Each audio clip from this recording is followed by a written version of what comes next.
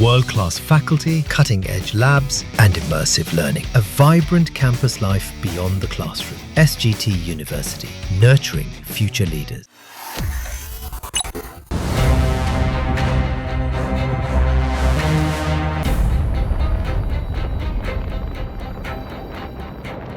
Israel ने Syria पर जोरदार हमला किया, जिसके बाद एक नए युद्ध की आहट शुरू हो गई है।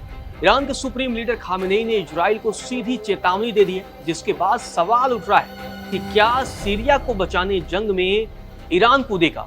दरअसल सीरिया पर हुए हमलों के बाद ईरान का गुस्सा सातवें आसमान पर है।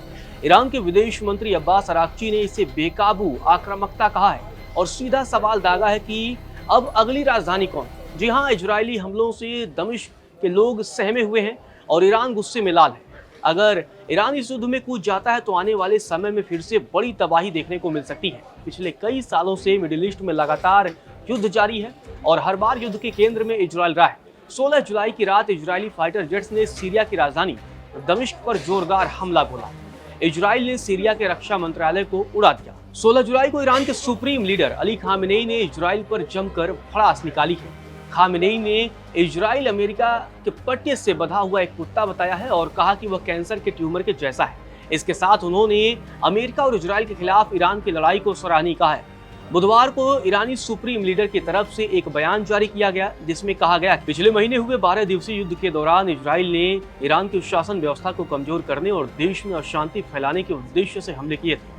इसके पीछे हमलावरों की योजना यह थी कि वह हमारे देश के कुछ महत्वपूर्ण लोगों और संवेदनशील केंद्रों को निशाना बनाकर सिस्टम को कमजोर कर सके और जनता को सड़कों पर लाकर शासन को गिराया जा सके। ईरान में हमले करने के लिए इजराइल की मदद करने वाले अमेरिका पर अली खामेनेई ने निशाना साधा है।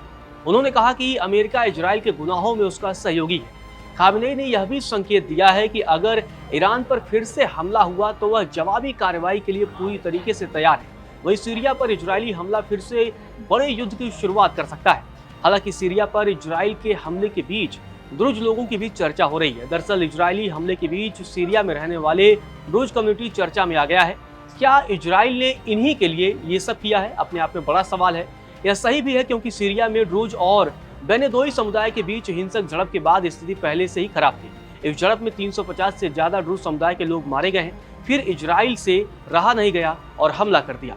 असल में सीरिया में द्रुज समुदाय और वहां की सरकार के बीच टकराव हुआ। देश के नए नेता अहमद अल शरा ने द्रुज अल्पसंख्यकों की सुरक्षा का वादा किया था, लेकिन हाल की घटनाएं कुछ और ही तस्वीर पेश कर रही हैं। इजराइल ने द्रुज समुदाय की सुरक्षा को भाईचारे की जिम्मेदारी बताते हुए सीरिया में हवाई हमले किए हैं। प्रधानमंत्री बेंजामिन नेतन्याहू ने कहा कि इजराइल अपने देश के द्रुज नागरिकों और सीरिया में उनके रिश्तेदारों की रक्षा को प्रतिबद्ध है।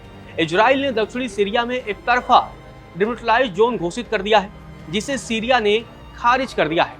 इजराइल ने चेतावनी दी है कि अगर द्रुज इलाकों में सीरियाई सेना की मौजूदगी जारी रही तो कार्रवाई और भी तेज होगी। इससे पहले इजराइल ने बुधवार को सीरिया की राजधानी दमिश्क में राष्ट्रपति के महल के नजदीक बड़ा हमला किया।